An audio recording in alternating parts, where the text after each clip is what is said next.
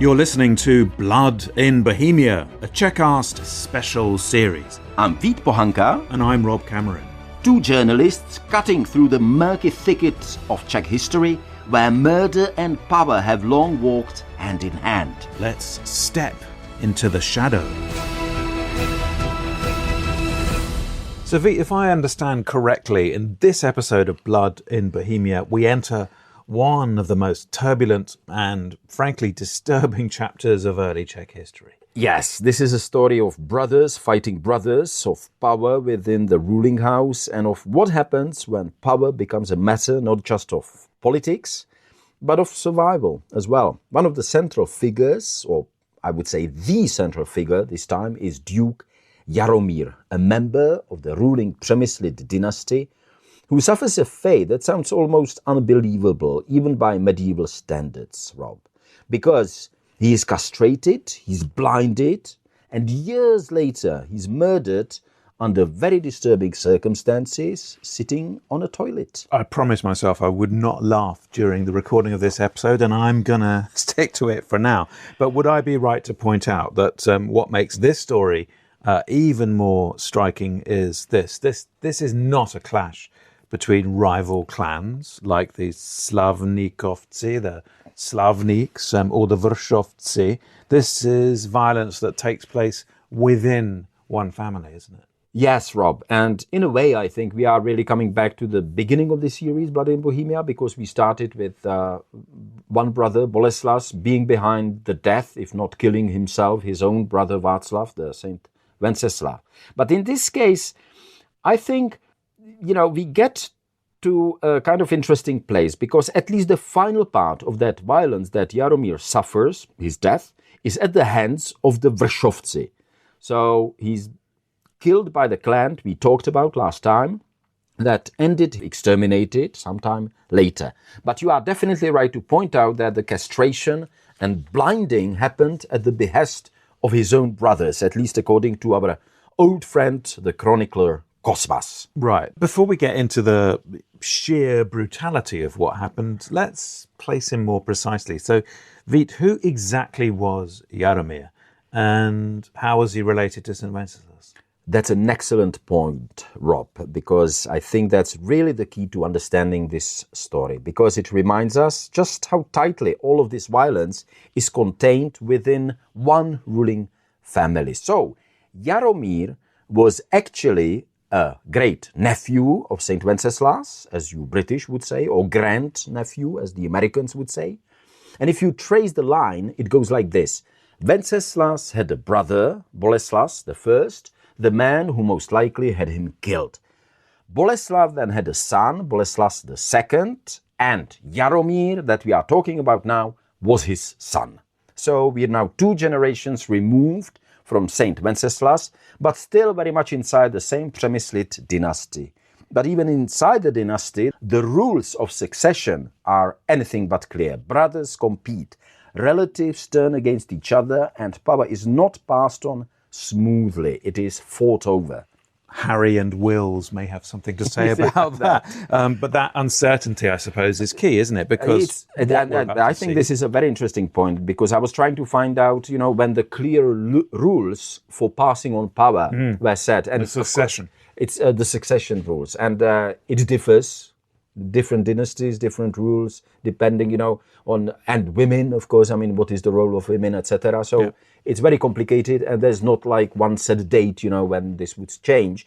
But what we definitely know for sure, that during the early times that we are talking about, the 11th, 10th, even the 12th century, there was no very clear defined succession line. And that's what led to a lot of violence. And that's crucial, isn't it? Because what we're talking about here is, I suppose, ultimately control of Bohemia. And so we're talking about a system in which brothers and cousins and uncles and great nephews or grandnephews are competing, sometimes brutally, for the control of the state.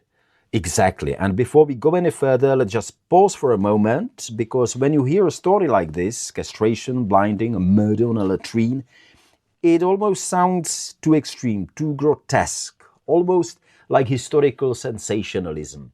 So I wanted to make sure that as non-historians, we are not getting kind of carried away or repeating something that is more urban legend than fact. And that's why I reached out to a real expert, medievalist Jan Zelenka from the Institute of History of the Czech Academy of Sciences, and asked him a very simple question. What do we actually know about Jaromír? How does present-day historiography understand his life and his death? He was the second son of Duke Boleslav II. He was born in the 10th century, probably somewhere in the 70s. His two brothers were the elder Boleslav, the Boleslav III, and the younger Oldřich. Although he was not his father's direct heir, this did not rule out his accession to the throne, and this was likely the reason for his tragic fate. His elder brother had him castrated, his younger brother had him blinded, and he was finally murdered, allegedly due to the hatred of the Wachowski family. So really tragic fate of this figure. Tragic indeed, but certainly this is really an extremely grim and complicated, convoluted story.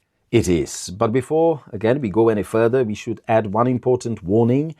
When we deal with events 1,000 years ago, the ground beneath our feet is never completely firm. Of course, even in modern history, facts can be questioned, let alone in the early 11th century. And in Jaromír's case, the problem is simple. We have very few sources. In practice, we rely mainly on one man, our old acquaintance and friend, Cosmas, and his Chronicle of the Czechs. And Cosmas, useful as he is, we're not going to deny that, he's not always 100% reliable. I think it's fair to say. That's definitely fair to say, but he's indispensable. Also, bearing in mind that he makes mistakes, sometimes quite serious ones. For example, he writes that Duke Boleslav had two sons, Oldřich and Jaromír. And by the way he tells it, it seems to mean that Boleslav III was their father.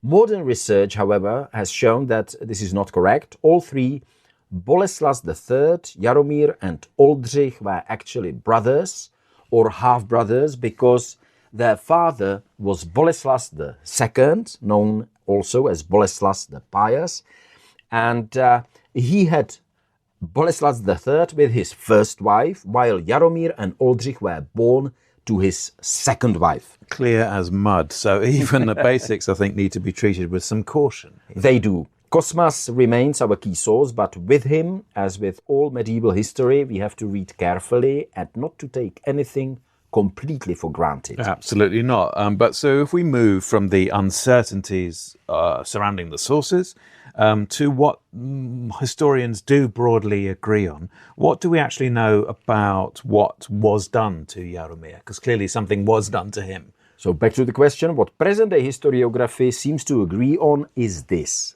Boleslav III, Jaromír's elder brother, had no children of his own. And that made Jaromír not just, of course, a relative, but a potential rival. So, by having him castrated, Boleslav was effectively removing that threat.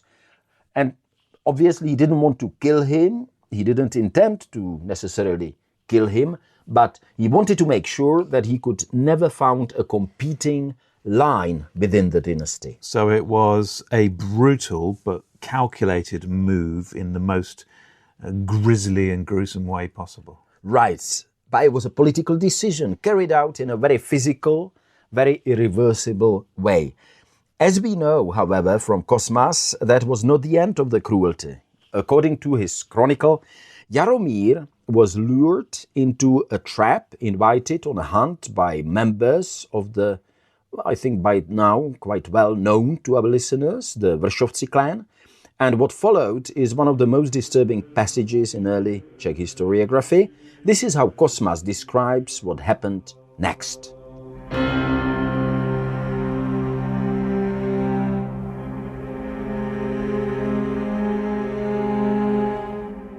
Oh, O evil mind and wicked spirit, what the sober only contemplate, the drunken carry out openly. For when their malice was inflamed and their courage stirred by wine, they seized their lord and cruelly bound him. Then they laid him naked on his back, pinned his hands and feet to the ground with stakes, and, as if in some grotesque military game, they rode their horses over his body.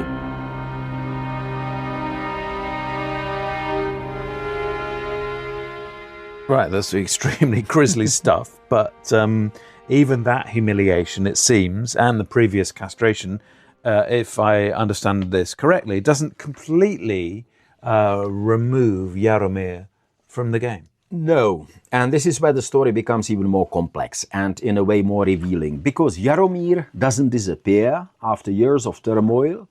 He actually takes power, but that only happens in 1004, when, with the support of the German king Henry II, Polish forces that had come to support his older brother Boleslas are driven out of Bohemia. You can hear, Rob, the German, well, we should say Bavarian and Saxon kings are getting involved. Because there was no one united Germany there. Right, at that time, but we call them Germans, just to make it more simple. But there were Polish forces, involved, so it was a lot of mess. Nevertheless, the Poles who came to support his older brother Boleslas are driven out of Bohemia. Jaromír then enters Prague with a German army and is installed as a duke. As a massively reduced man, still perhaps recovering from all that torture and poor treatment.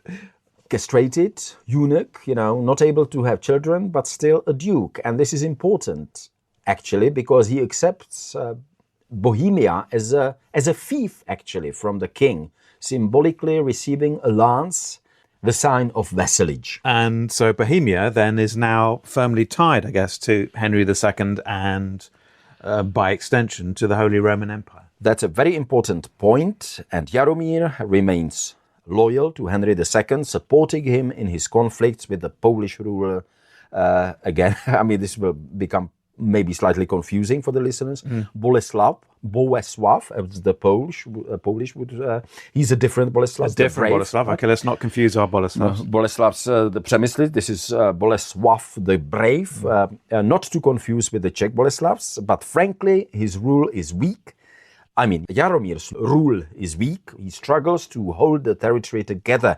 Moravia at that time is lost for the Přemyslids, and even regions like Lusatia, which is in today's Poland and Germany, slip away again. So once again, it proves that power is a fragile thing. Very much so. And after a few years, in 1012, the balance shifts again. His younger brother, Jaromír's younger brother, Oldřich, now seizes power, and Jaromír is forced to flee. First to Poland. The explanation why there, when he had driven the Poles away, is not quite clear.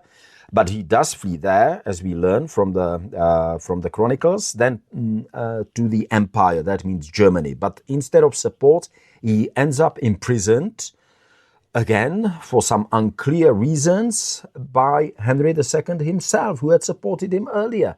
And there, in Germany, he remains for almost, unbelievable, 21 years. 21 years? 21 years in exile? Yes, which tells you something, I think, how unpredictable and frankly ruthless these political relationships were. Alliances really shift significantly, support turns into imprisonment, and ruler can disappear from the stage for decades. Yet, after all that, he comes back. I don't think it's funny, but I just imagine him shuffling back, castrated after all these years, 20 years, in some dungeon somewhere. And he does in 1033, cannot help it. When Emperor Conrad II turns against his younger brother, Oldřich, that means Jaromír's younger brother, Oldřich, Jaromír is restored to the throne. He's a useful, probably slightly kind of diminished figure, once again with imperial backing, which is important. Unfortunately, Rob, it doesn't last. Oh, no. Within a year, poor Oldřich is back. And this time, there is to be no more ambiguity. Here is how Cosmas mentions what happened.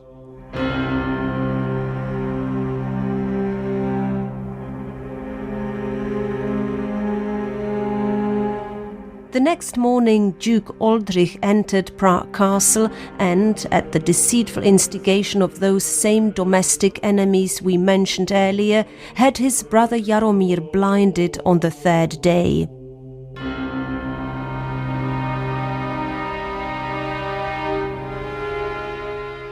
So if castration wasn't enough to end his claim, that this was clearly meant to, right? Exactly. And that's where it helps to hear how historians today interpret this kind of violence. And here I turn to Jan Zelenka again. Castration or blinding were typical tactics used to eliminate rivals to the throne.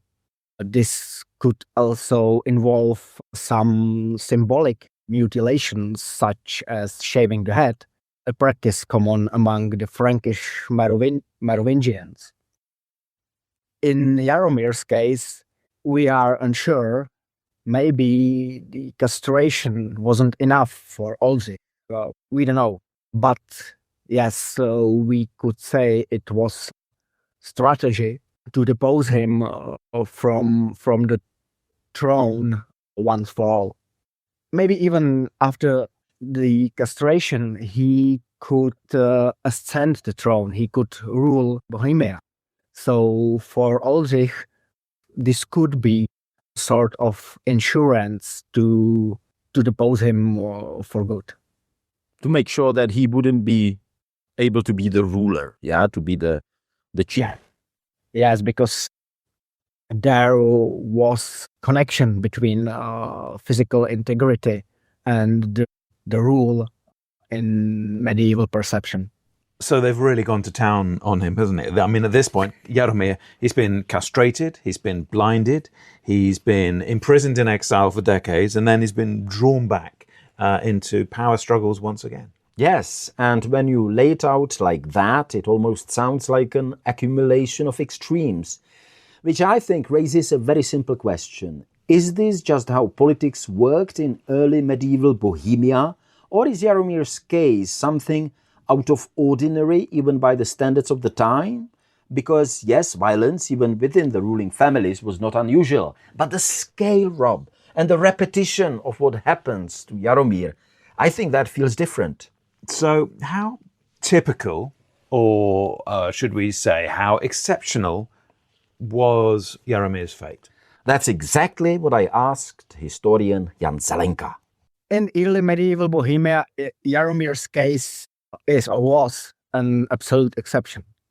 In Europe, we of course find similar cases, but in Bohemia, it was very unusual. Of course, there were frequent power struggles and acts of violence among the members of the Přemyslid dynasty. However, the mutilation and extent of violence inflicted on Jaromír were really unusual. It was exceptional. You know, it just brings me... The first episode we recorded was about Saint Wenceslas. Now we've got Ludmila and Drahomíra. Wenceslas's mummy kills granny. Then we've got Boleslas, probably is behind the death of his brother. Now Oldřich not just kills his brother, but he has him first castrated, blinded, and then he dies like that. I just wonder, the Přemyslid's family have got this kind of mythical place in Czech historiography. I mean, were they normal? Yeah, they were quite normal. It's, look, to kill an opponent or some competitors of the throne were quite normal. It happened all over time, all over Europe.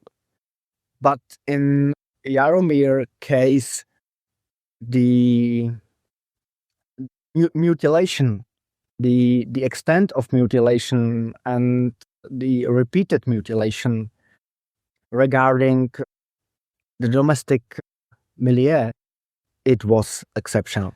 And it's important to point out that this is a story that unfolds over decades. It wasn't a single act of brutality. It feels almost like there's a system of brutalization of Jaromír. Exactly. And that long kind of arc makes what comes next even more striking, because even after everything, after mutilation, exile, imprisonment, Jaromír, and blinding, I should say, Jaromír is still part of the political struggle until the final act comes. Between the castration and blinding, Jaromír was arrested and spent almost or more than 20 years in prison in Germany, in Roman Empire. So he was blinded after the release, after he became a ruling duke in 1033. So all this unfortunate event had not happened in the one time. So there was a time span for all of this.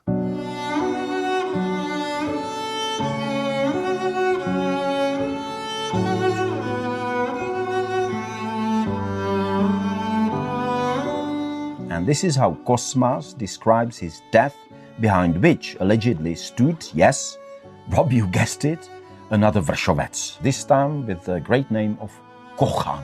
Kochan.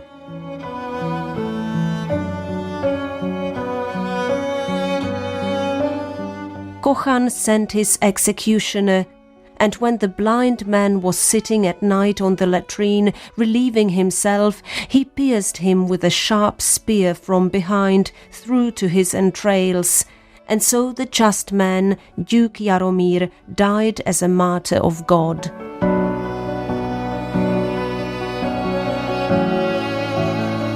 Right. Well, it's hard to imagine a more brutal, a more humiliating, and yet strangely Monty Pythonish comical end to poor old Jaromír. Yes, it is brutal, humiliating, and in a way, I would say comical. But here again, we have to be careful, because all of this comes to us mainly through Cosmas, and his account raises questions. So I asked Jan Zelenka, proper historian, how we should understand this story and how much of it can we really trust. In this case, Cosmas is describing events that took place a long time ago and that nobody could remember. Maybe he could just link several events that may not originally have been related or could happen differently. However, the resulting narrative was undoubtedly intended to highlight the evil nature of the Vršovci and their hatred of the Přemyslid.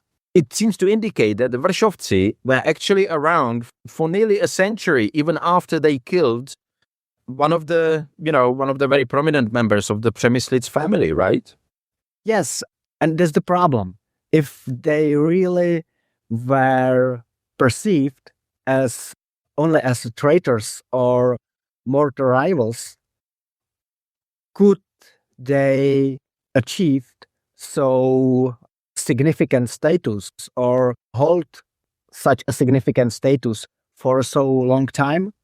So that's the problem, because Cosmas speaks about Vršovci as about arch enemies of the Přemyslid, but they were one of the mightiest and wealthiest family from the 10th or from the beginning of 11th till the beginning of 12th century. So, is it really the picture of the arch enemy or mortal rival, or is it just common aristocratic family playing its part in this, I don't know, Přemyslid's politics?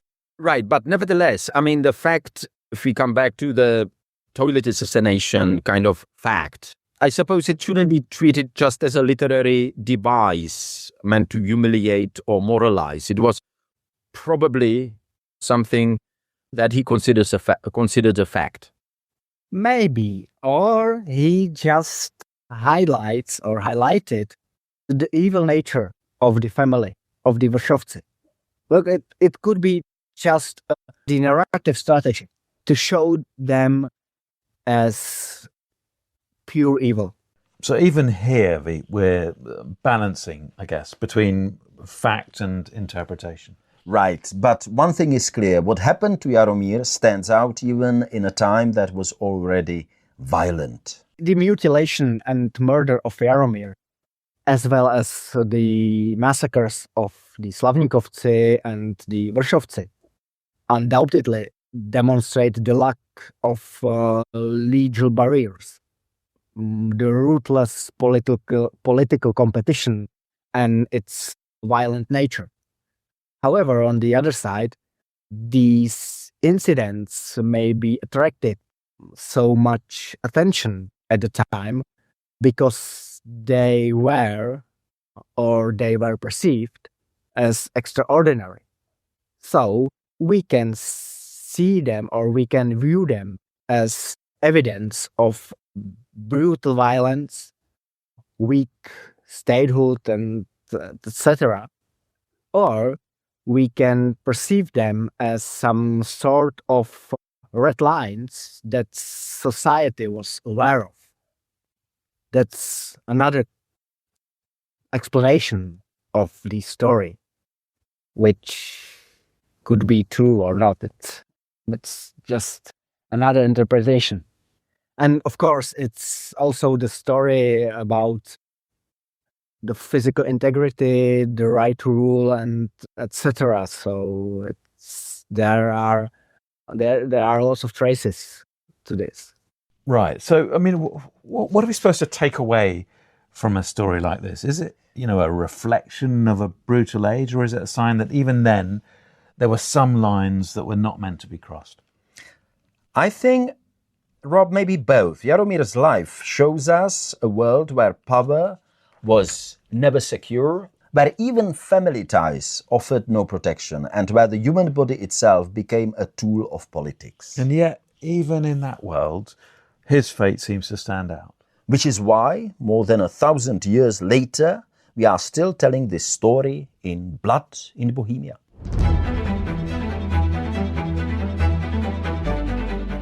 You've been listening to Blood in Bohemia, a Czechcast special series. With Vít Pohanka and Rob Cameron. If this journey into the shadows intrigued you, follow the show, leave a like, or pass it on to someone who loves history. Your support helps us uncover even more hidden chapters of the Czech past on Czechcast.